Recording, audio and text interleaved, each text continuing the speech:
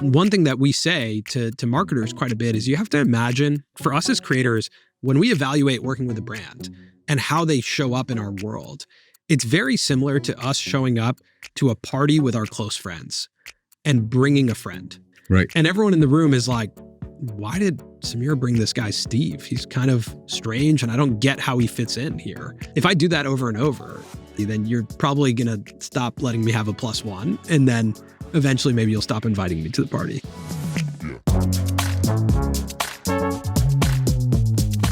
Culture doesn't wait for your planning cycle, and it certainly doesn't care about your brand deck. Today, the audience is the boss.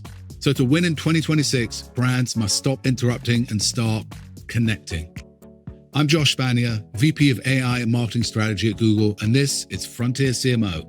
Joining me today are Colin and Samir, the definitive voices of the creator economy and advisors to the world's largest brands.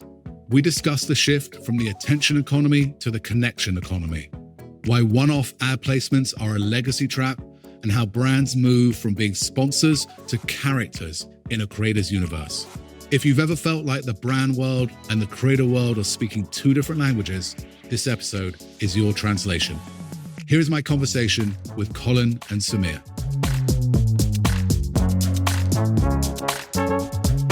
I was actually flying to Singapore like about 3 weeks ago, and I was reflecting on this because I watched the entirety of the Seth Rogen Apple TV show, The Studio, which is a love letter to Hollywood by Hollywood people. It's a very long flight. I watched all 8 or 9 episodes. And what was really striking to me was within that series, all about content production, YouTube creators featured once. And it wasn't a disparaging talk down, kind of, they were the butt of the joke. And it just kind of blew my mind in basically 2026 that that's the case. And I started thinking about, as a marketer, speaking to you as from the marketing side, I spent my whole career on the other side of the table, commissioning, working with creators. There is a kind of unofficial hierarchy where directors, writers, producers are on a higher level than creators. And I was just wondering if you sense that when you deal with marketers as they approach you, and whether there is something more, or what can creators do more to elevate to the proper status of where they should be in the industry today. I actually think that's a product of how people consume. If you're consuming a lot of creator content that you deem valuable, especially if it's on a television screen, I don't think you talk about creators in a disparaging way. I don't think you see them that way because you understand the value that they bring to you. I think thinking of a creator as someone who's creating something very low lift, maybe just taking a photo and posting it on a social platform, that's sort of like a maybe outdated version of what people think of when you hear the term influencer. I think that's where you get those disparaging comments of like, oh, this content is not worthy of people's time. But I think it's actually like, that's sort of a misunderstanding of where the value comes from and where also creators have come over the years and the types of content that they're actually producing. Yeah, and I think in The Studio is a great example of like, change is not easy in industries. I grew up here in LA. My first job was in Hollywood. Like, what we do is very dramatically different from what has happened historically in content production. I remember when I first came across YouTube, it was this moment in college when everyone watched this Jenna Marbles video. And for people who don't remember, Jenna Marbles is a comedian. She made this funny video into her MacBook of this face that she would make when like a guy approached her at a bar. And it was very funny. And it was shared and it was on everyone's laptop in the school library and everyone was watching it. And I craved being in Hollywood growing up. And I remember looking at that and I was like, I want to make stuff that results in this, that everyone is talking about, that everyone is sharing. And it was the first peak for me of being like, oh, I guess if I have a good idea and I just shoot it into my MacBook, it can have the same result. I still think we're coming around to this reality that happened in terms of Hollywood, like reacting to, what do you mean? You can just come up with an idea and then just make it and then just put it out there. And that people may actually like it because of the way it was made. Right. The fact that it was just shot into a phone adds a layer of value that some people don't understand, that you can actually feel closer to the person, that you're closer to like the source of truth and what they actually wanted to say because of the way that they chose to shoot it. I think what was maybe missed was that creators are, and especially unscripted creators, are the natural evolution of reality TV. That when The Real World came out and on MTV, that was different. That was actually a budgetary constraint that created, instead of making a scripted show about kids who just graduated college, they had to make an unscripted show because they didn't have the budget. And that really created what we know today as reality TV. The evolution of the platforms and the change in our culture and society is fascinating. So I'm representing the marketing side of the equation here. I personally think there is a crisis in creativity happening within the marketing industry today. The CMOs of today, the marketing departments of most of the large organizations are built on the principles of advertising from the 1950s and 60s and 70s. And so it's been a massive step change to embrace that there is a different way of working, new ways of actually getting content out in the world. And we're still wrestling with that. Then you throw in AI in the last couple of years, and the entire industry is sort of trying to find its way through this new paradigm. And into this, I think creators play this incredibly role of there is unbelievable creativity on YouTube and other platforms from creators. So do you sense this creativity crisis on the marketing side and when you deal with CMOs, when you deal with brands, when they come to you relative to when you speak with creators and as your own creators yourselves? I would define this more as like a confusion in where taste lies now and who are the arbiters of taste. Because I think what happened with the rise of creators is that audiences became the curators of what was good.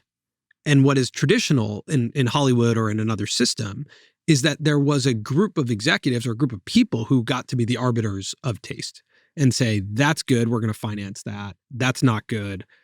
That's good. And all of a sudden, that system got pushed to the side and anyone could make anything. And then the audience became the curator of what was good. There's a democratic system of if it's good, people watch it and share it. If it's not good, nobody watches it. And I think from a marketing perspective, there's a loss of conviction of what is interesting and what is good, where the 50s and 60s was led by really creative individuals like the Ogilvies of the world and the Mad Men era. If you look at that, of there was people who had conviction in what was going to connect and what was taste. And I think when that has now been put into the hands of the audience, I think marketers operate at a place of fear of missing the mark, where the audience is all of our bosses now.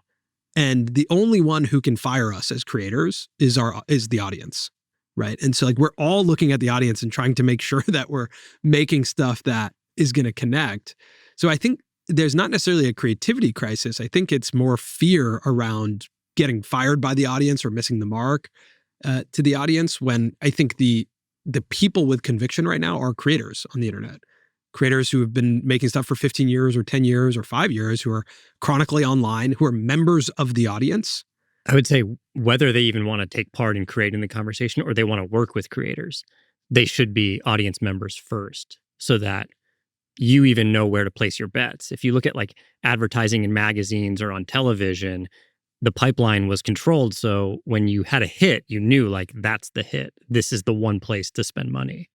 Now, I think one of the most beautiful things about YouTube is there are certain creators who they don't even know are going to upload a video. There was this amazing documentary about bird watching that came out this year that this guy spent 2 years working on, put it on YouTube and it exploded. No one knew he was going to do that. Yep. Right. So there are elements of YouTube that are incredible where there's this creativity coming every day. And this is across all social platforms where you don't know what's going to be a hit that day. But at the same time, if you're a true audience member of these platforms, you start to recognize the creators and the niches on YouTube and across platforms that have consistent excitement, energy, viewership. And I think it's your job as a marketer now to understand and find those pockets. Can you just speak to, you've worked a lot with a number of brands. You've done your own brand partnerships. You've been doing this for 14, 15 years. You publish a whole bunch of other content. You do the training programs. Mm-hmm. You have your newsletter and information about the whole creative economy. So how do you describe yourself to Fortune 500 companies, or if you ever end up at Sun Valley or Deer Valley or one of these fancy places, how do you introduce yourselves and what you do in totality? Historically, it has been hard to describe yourself as a creator. I don't think it's hard anymore to describe yourself as a creator, which is amazing. So I think at the core of it, we say we're creators, but what we really talk about is that we break down and analyze the creator economy from the inside out. We're practitioners, right? We have been creators for 15 years. We continue to solve the problems that everyday creators solve. And that's why we host creators on our show and on our platform, is because it's kind of like actors on actors, right? Like it's this peer-to-peer environment where we are exploring the new media landscape and translating it from the inside out. It's the Publish Press. Publish Press, yeah. If anyone who's listening to this podcast is not subscribed to Publish Press and they work in marketing, they are not doing their job, I think. So but say a little about it. Yeah.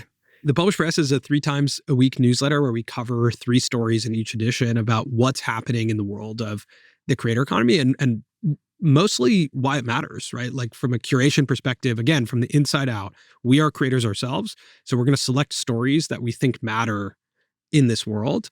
And we're going to tell you about what's going on, why they matter. I think it's one of the best places for creator discovery when we talk about how you should be a true consumer and you need to know who are the creators, what are the different niches within the creator economy. I think this is like the Published Press, I would consider the front lines of that conversation. And then within your own productions, I mean, you guys put out a lot of content yourselves. You're experimenting with AI yet, but it's not central to what you're doing? I think it's definitely central. Yeah, I mean, it's definitely made its way in over the past year, especially when it comes to concepting, scripting, research. Even from a workflow perspective, when we film one of our episodes, we use a tool called Autopod that will cut all of the angles according to who's talking. You know, that's something that used to take half a day to an entire day of time. And now our editor can do that in about 3 minutes and move on to the story and to the B-roll. I think the best use is like, honestly, having a collaborative partner with Gemini of like, hey, what are the gaps in this, right? So if we're researching a topic, it's one of the greatest tools to go, tell me everything about this topic. I've definitely used Gemini to ask about you two. So, right, you know, right. I'm sure we use it to ask about ourselves. Yeah. For sure. You guys know the creator economy better than anyone. Write about it every week. Talk about it every week. Just give the audience, give me an overview of where the state of the creator economy today, as you guys see it. If you just look at the mediums, like, and where our content is viewed, it's representative of the state of the creator economy. So when we first started, most of our content was viewed on desktop. That moved then from 2011 to 2014. We started producing a lot more for mobile. But at that time, when we were making YouTube videos, we'd make a 30-second or a 45-second video. That was totally fine video to upload to YouTube. Long form content was like 6 minutes long at that time. And I remember when we would talk about like making a long form series, it was like 6 to 7 minutes. And by 2014, we started concepting series. We're like, oh, maybe we should make like a series. Like, what if we treated this like a season that people could binge? And I think this was around the same time where you looked at, in entertainment, people were launching, Netflix really introduced bingeable content. And I think as we look at where the creator economy has gone in the past 10 years from there, the fact that YouTube is the most watched app on connected TVs is mirrored with the fact that creators are making long form content today means 30 minutes. And it means repeatable formats. If we look at a creator group like Dude Perfect, they make repeatable formats that are 22 minutes plus that are viewed by millions of people on connected TVs. We are TV show producers. We're showrunners. We're making shows that you can take, and if, I was just on a Delta flight, you can take Michelle Carre, Challenge Accepted, put it on Delta as 6 episodes, and it makes sense. Yeah. Every episode has the same format. We operate like studios. Even when we're looking at our content calendar for next year, we're trying to build series and events out of our, drops of shows. And those then get sold to marketers as packages of, hey, you can be a presenting sponsor of this. You can buy media around it. We will produce ads that you can run as media around the content. We have just evolved from, what was experimentation to now adopting something that is much more familiar to the world of marketing, the world of television, the world of studios. I would say when I look at the creator economy, I think the thread that stayed consistent, and if anything is increasing, is the desire of audiences to interact with the content. I think that was something that even from the early stages, Samir and I knew that we were not just making content for an audience, we were making it with an audience. We'd put out a video, we'd get their feedback in the comments, we'd get ideas from them of what we should make, and then we'd deliver on that idea. And that created a relationship with our core audience of trust, of, hey, they're listening to me. And that was in the early stages. And I think what you're seeing now is that, especially when it comes to live streaming or podcasts, there is an incredible desire to take part in what's happening on screen, specifically with the creator, to comment in chat. And make sure that you can see yourself represented in what happens. But you guys, you just mentioned it to me. You have a content calendar. You're planning out your year. There's the CEOs of a business, and there are opportunities for brands, for marketers to engage with that. How much of your slate, or however you want to call it, is sort of, once it's ready, once you think you're building what you're going to build, you then go out into the marketplace? Or how much of it is organically, you just call up someone at Adobe who you've worked with before and go, hey, you want to do this? It varies. Like, you know, I think that we still operate as creators with a level of experimentation that, like, I can sit with you right now and we could put something out next week that I have no idea we're going to put out because we have an idea and we decide we want to make it into a short. That still happens. And that's one of the great things. Like, we can just do that if we want. But I think all of us as creators are operating a little bit more with that foresight into what's going on with our slate. And it's more advantageous to the business too, because our ideal scenario is we build really deep relationships with a few sponsors versus what we looked like 5-6 years ago was more like that. Hey, next month I have a slot open. Maybe I could find a D2C brand to come in and sponsor it. But now the whole industry has changed in a way where we can have a presenting sponsor for a series, where we can have a category sponsor. One thing that we say to marketers quite a bit is you have to imagine, like, for us as creators, when we evaluate working with a brand and how they show up in our world, it's very similar to us showing up to a party with our close friends and bringing a friend, right? And so if you bring someone to that party, right, and everyone in the room is like, why did Samir bring this guy Steve? He's kind of strange and I don't get how he fits in here. Like, what does he bring to the party? If I do that over and over and have no context to my friends of why I brought Steve or why, you know, Steve doesn't add any value to the party, then you're probably going to stop letting me have a +1. And then eventually maybe you'll stop inviting me to the party. So I've heard you guys talk about being strategic, like treat creators as also strategic entrepreneurs. Yeah, for sure. I think sometimes we get treated as talent, but we're distributors, right? We have to think about how an audience is going to react to what we put out there. We're not just show up and get on camera. Like, we're sitting in a room thinking through what's going to connect. So we're also the studio executive. Right? We're the studio executive, we're the producer, we're the director, we're the writer, and we're on camera, and we're overseeing the edit. So, you know, bring us in at that stage, at the early stage, where you're like, this is what we're trying to do. What do you recommend? And I think a lot of the reason we like the category exclusivity or the like ambassadorship type model of, you know, the year-long relationship is because you're actually getting to a point where you're communicating and improving in lockstep with the brand. You know, a lot of times if you just do this one-off deal, creators often don't even get data back. They haven't built that relationship and the brand hasn't built a relationship with the creator to say, hey, here's how this actually went, but here's how we think it could go better. And that's what I really like about the year-long relationship is once you know that your value props are aligned. You know, we always say for us, like, to educate and empower the next generation of creators is a big part of our value prop. A lot of the brands we work with have a very similar value prop. When we work with Shopify, that's a similar value prop for them. So we know we're in lockstep, at least on that value prop. So let's work together over a long period of time to figure out how to best deliver messaging and improve. How giddy were you when you got your first like real branded partnership deal, and who was it for? Do you remember? Well, I remember the first one that came through and it was for no money.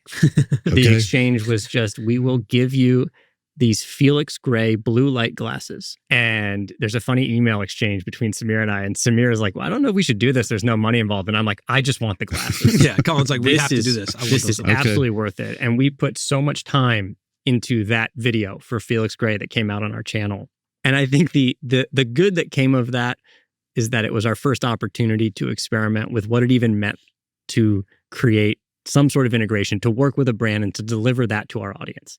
How often today do you get inbound requests for effectively no money or pittance on $1 and Never. just basically? Yeah. If we do, I don't even see it. We do get asked this question from creators, early stage creators that are like, should I do a CPA campaign, like a cost per acquisition campaign? And my belief system from Felix Gray, where we did that for $0 and Colin got blue light glasses, to the next deal, which I think was probably Audible or Squarespace or one of those early stage conversion brands that was very conversion focused at that time. And I remember feeling like it felt bizarre to me that it was so conversion focused in the first 30 days because like this brand was a part of our creative and a part of our content. At that time, forever, we weren't going to take it out. It was just, you're part of this. And I remember thinking it was very bizarre that we were getting treated like Facebook ads in a way, or like performance marketing, that it was dollars in, dollars out. And I think in podcasting that started to work. And so it came to YouTube.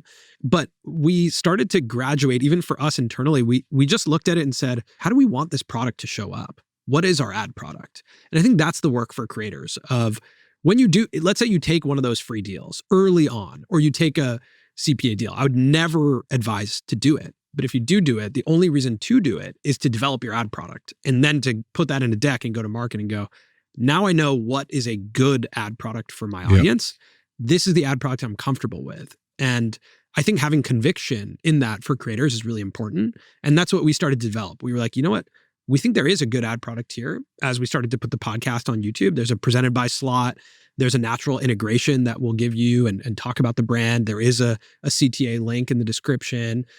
And then if your success metric is conversions, then I have to actually be really familiar with where people are landing. So I'm saying all of this to recognize the relationship that marketers and creator groups have to have, right? With different goals. I do think we're entering the era where people are recognizing that awareness and consideration can happen through creators because we are the celebrities of today, right? That if we're being watched at millions and millions of views and impressions for long periods of time on a connected TV screen, like we are the stars. So what you used to do with a celebrity, which would never be considered, performance marketing, it was always consideration, awareness, and lift. You can also do that with creators. And the bottom line, I'll say it over and over, probably more in this podcast, like communicate what success looks like to the creator early. I want to make this practical. List off the 4, 5, 6, 7, whatever it is, like golden rules of you need to tell marketers to work well with you, to work well with creators. Yeah. I think it's that first one of like, ask the question, what does success look like? What does success look like? And do you have examples you can send me that were successful in the past? I would say number 2 is become a member of the community. Super important because again, as a marketer, you have to be able to empathize with what it's going to be like to receive your message. And if you become the member of the community, you recognize, oh, that's what it feels like to receive a message from a brand in this context, in this show, as a member of this community. Look at what people are talking about, how they're engaging with each other. Like these are real diehard communities because it's interactive media. When you say community, do you mean the Colin and Samir community, or do you mean the YouTube platform or TikTok platform Well, community? one of the golden rules is join the Colin and Samir community for sure. But no, whoever you're going to work with, if you're evaluating, Brittany Broski and wanting to sponsor Royal Court, watch Royal Court. Yeah, because if you want to show up at the party and be cool and be accepted, you probably have an idea of who's at the party and what they talk about and what happens at the about. party. What else do you think works or helps? Your best ones? Develop a repeatable format and have some conviction in it. Doing your part to make sure that you're not just interrupting, that you're elevating the experience. I've been actually surprised how few and far between it really is when you work with brands when it comes to them delivering you visual assets or having a visual world for you to work with. Often creators are sort of rebuilding their own graphics and visual language for a brand within these integrations. And I think there's a lot that brands could do to arm creators with visual assets that can create some consistency.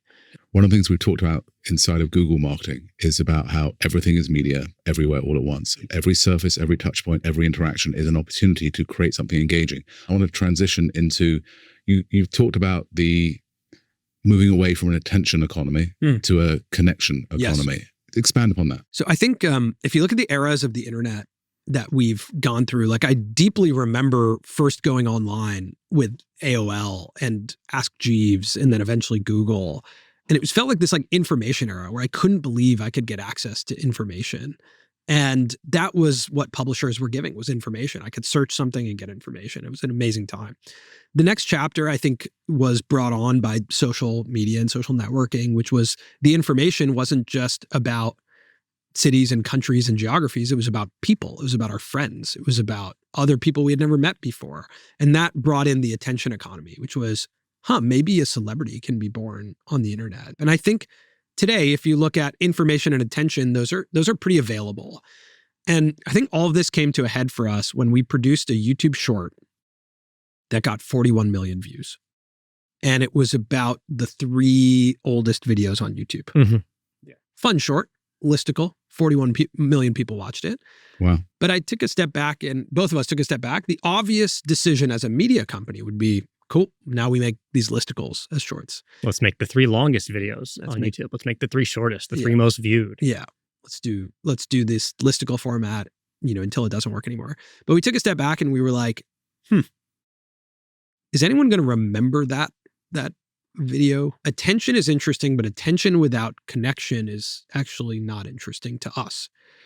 And that's when we shifted our focus and said, how do we produce memorable minutes for people? And that's when we started to invest into live events. Our first thing we started to do was a series called Coffee with Creators, which is just take over a coffee shop, 100, 150 creators show up. We create a framework for people to connect with each other.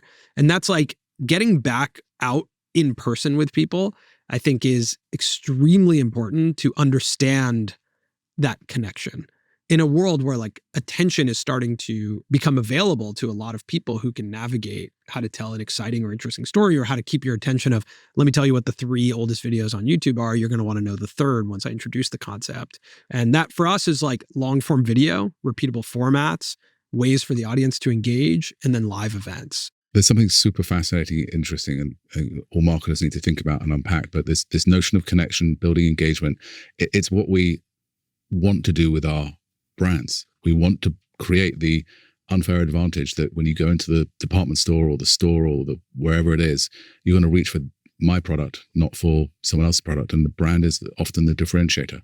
How can brands do this? How can they build better connections, either through creators or overall? I mean, you guys are brand builders in your own right. I think it's hard to think of this, but first starting with identifying the groups that you want to speak with and starting to understand those niche communities, right? Like the first thing we ever did was write out the 3 categories of the audience that we wanted to speak to.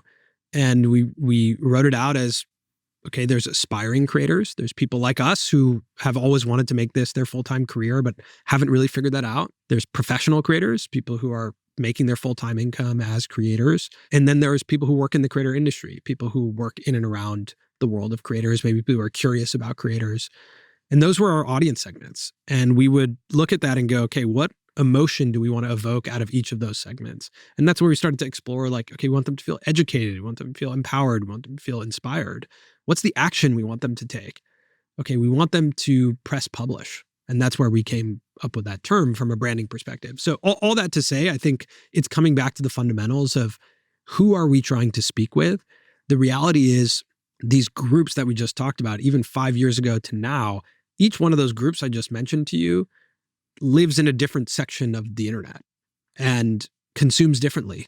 So you start to recognize, like, where do these people exist and how can I create depth with my intended audience that's not all going to be the exact same format? And I would say if you're trying to reach them through creators, the next step, obviously, once you identify your audience, is how do creators show up in my universe? And how do we show up in the universe of creators, which is getting to what we were talking about earlier of, when we have a video and the Shopify ticker is there, they're showing up naturally in our audience, in our community, in our world, in an interesting way. When they throw an event and we're there, we're showing up in their world, right? So thinking about those 2 sides of how creators interact with you. So Samir, in this world of connection economy, how do you measure it? How do you prove something to a marketer, to yourself, that this is actually going to have a business return or some sort of positive impact? I think for us, one of the obvious metrics that's like data, empirical data, is watch time. We can tell you if we're connecting both on watch time and comments. Are people watching for a long time? So like just about 50% of our viewership comes from connected TV, and on connected TVs, people are watching for 48 minutes. That shows us, like, all right, people are really watching this. Comments, did an episode spark conversation? Are people actually talking about this? I would say another data metric that we use is returning viewers. So within our YouTube studio, within our backend, because 10 million views is great, but if it's 10 million different people every month, that's not engagement for us. That's not like a true community. That's a super important metric that shows the true connection. One of the challenges with large scale platforms is they're serving up what they think will be the most interesting video. And even if you subscribe to someone, it may think that some other piece of content is going to be more interesting in the short term, keep more retained. So if you can see that on the back end or the front end, however you want to call it, that makes sense. From a marketer perspective, I would say, again, you have to define what success looks like for you. If connection is conversions, if like a lot of people are trying something, if a lot of people are talking about it, if people just have a better sentiment towards your product, like I think that has to be defined. And then again, workshopped with the creator of how can we achieve that? I think an area where marketing departments actually can help creators is we actually have invested a lot in data science, quantitative analysis, and actually sophisticated modeling. And we've proven unequivocally that when we work with creators and we match it up with sort of regular ads, when you get the mix right, we drive better lift, better brand incomes, and more sales. And we call it internally the two-voice model, the creator and the brand.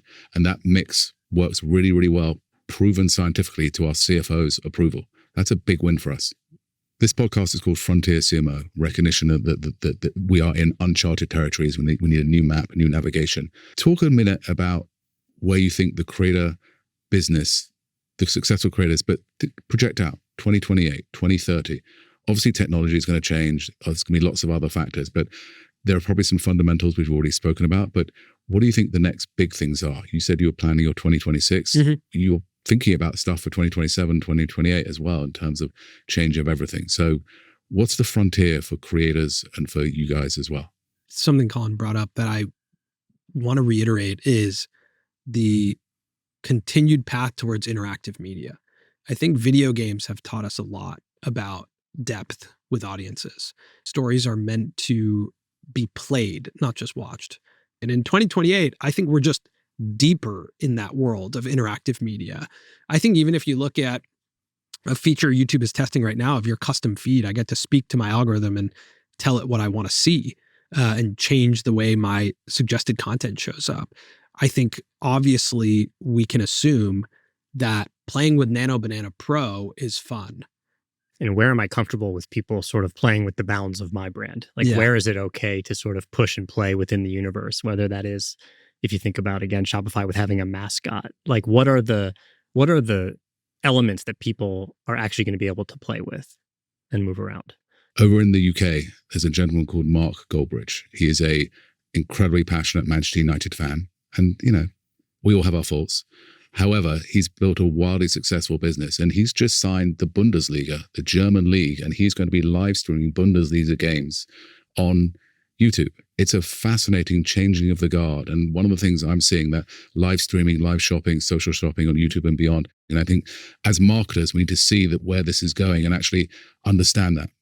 I think in 2028, you'll also see a change in the guard when it comes to scripted content. I think historically, what you see on YouTube and across social is what Samir was saying earlier. It is this evolution of reality TV. We're used to seeing unscripted, low barrier to create, low cost. But that's coming, and it already has come to social platforms. We were with a creator a couple weeks ago, large creator named Stephen He, and he's just shooting 22-minute scripted episodes because you can now. And with people sitting on their sofas ready to watch episodic scripted content now on a platform like YouTube, once you open the doors to creators actually being able to produce it at the right cost, like it's going to create this next wave of scripted episodic content. And I think brands can be the studios for that content. You're already seeing this on short form. There's a company called Built that's making a show called Roomies, short form scripted show. So I think you'll see brands being the studios there, and you'll probably see new models of product placement, which obviously exist in film and TV, but are not as common on YouTube right now. I think one of the challenges that a CMO, I would imagine, will face is pace. Pace is very challenging right now. I think even something I've noticed is that spend trails like a year behind culture. Right. And I think the pace of culture is getting so fast that I would imagine there's an anxiety to move quickly on things. But quickly inside of a brand is also slower than culture. And, being late is not interesting. And so if you are reacting to a moment from the year prior, you might just continuously be trying to catch up. Makes sense. So Inside Google, we have this mantra in our marketing department, which is know the magic, know the user, connect the two. 100%. Marketers for 70 years, 100 years have said we obsess about the customer, we obsess about the viewer, we obsess about the people buying a product, and we don't enough. And so what you're describing is really you follow your audience. You need to know where they are, why they're consuming whatever they're doing, and then you can't show up relevantly unless you understand what they need and what they're doing and what they want. You need a chronically online person on your team. Yeah. And you need to listen to them, right? So final question. We've been talking a little bit about the future. I want each of you, if you would be so kind, in 2028, what might be a side hustle that Samir is doing, in addition to your ongoing work, knowing him? How much time? Do we have another hour? And then Samir, what will Colin's side hustle, maybe that it's going to turn into a real business by 2028? Got it. I think in 2028, Samir has licensed his name, image, and likeness. And there's every version of Samir. There's gardening Samir. There's woodworking Samir. I like it. And they're out in the world making money in their own interesting, unique ways. Okay, like multiplicity. And then there's like a Samir Con where they all meet up. And then it's going to go public. That's funny, Yeah. We're just living in Samir's world by then, right? Yeah. Okay, on the flip side, I would say Colin has probably launched a boutique coffee shop and breakfast sandwich place that's it's not expanding anywhere outside of like maybe his van that he has. Yeah. But he opens up the trunk, and you can get a breakfast sandwich and a cup of coffee. And it's very community focused, and it's very, very neighborhood focused. Someone has subsidized it, and it's all free. And it's all free. Yeah, and it'll last for about a month and a half. But it's really well branded. Mm-hmm. Yeah. People will talk about it. Good graphic design. What is the perfect breakfast sandwich you're serving? It's just bacon, egg, and cheese on a roll. That sounds, bacon butty. Sounds delicious. Yeah. Before we head out, I want to do a couple of rapid fire in and outs. Seems appropriate, right? So I'm going to read you some in and outs. I want your gut reaction, and then we'll move on. First one, are you in or out? The client sends you a brief that says, we don't have a huge budget for paid media. You have to make it go viral. Yeah. Out. Yeah. I think virality is a byproduct of good creative. It cannot be the product that we sell. It's a byproduct of us making a great piece of content. Okay. In or out? The client hires you for your unique voice and then sends a scriptwriter along with you to the shoot. I think that one's a little bit nuanced. I think like not necessarily on our own channel. I'd be out on that. But like there are times when like there are great writers in the world who are great to collaborate with. One of my themes for 2026 for marketers is to be braver, to actually take on a little more risk, to actually accept that there is a creative part to this whole business. No one knows quite what's going to work, exactly when it's going to work or how it's going to work. And you got to be brave. Yeah. For sure. Is there a piece of content that you believed in that you thought was going to blow up or just be successful and it just didn't? Every video we made in the first 3 to 4 years on our channel. Yeah, that's true. That's true. Okay. Yeah. Every time we published a video in the first 3 years, we were like, this is it. People just don't get it, man. Just nobody cared. But that's also representative of like the time it takes to find your voice. It takes a long time to find your voice, find what works. And it's a commitment and a practice. And it's just showing up every day and getting a little bit better at navigating the world. Show up every day. Yeah. Navigate a little better. Yeah. Guys, thank you so much. Really appreciate you being on Frontier CMO. Thank you. Great conversation. Before we wrap, I want to leave you with 3 takeaways to carry into your week. These are your field notes from the frontier. First, the pivot from attention to connection. Many marketers are still chasing vanity metrics, millions of views on a video that fills time but leaves 0 footprint. Colin and Samir argue that in 2026, views are cheap, but brand is rare. We have transitioned from an attention economy to a connection economy, where the primary metric of success is memorable minutes. Stop asking how many people saw your ad. Start asking how many people remember it. True connection happens when you move from being an interruption to a participant. Whether it's 500 people at a live event or 1 million viewers on a connected TV, the goal is the same, shifting from fleeting attention to depth, which is durable. Second, leverage your unfair advantage. Too many brands treat creators like a traditional media buy, handing over a script and staying at arm's length. To win, brands must identify and offer their unfair advantage, the unique assets, locations, or IP that only they can provide. Don't just give a creator a budget, give them access. If you're Red Bull, it's an F1 car. If you're Target, it's a physical store to film in. If you're Shopify, it's a physical sales ticker. When a brand provides a tool that elevates the creator's story, they stop being a sponsor and become a character in the creator's universe. Third, the audience is the new CEO. You cannot market to a community you aren't a member of. Marketers need to be chronically online.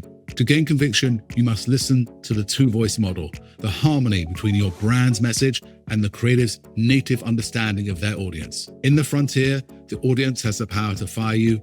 Your only job is to stay relevant to them. That's the challenge for today's marketing leaders, operating at cultural speed while protecting the credibility you can't afford to lose.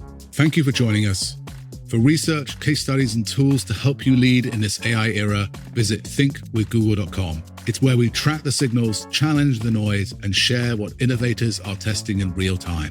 We'll be back next episode with another leader building the future while the rest of the industry watches. Until then, stay sharp and stay out in front.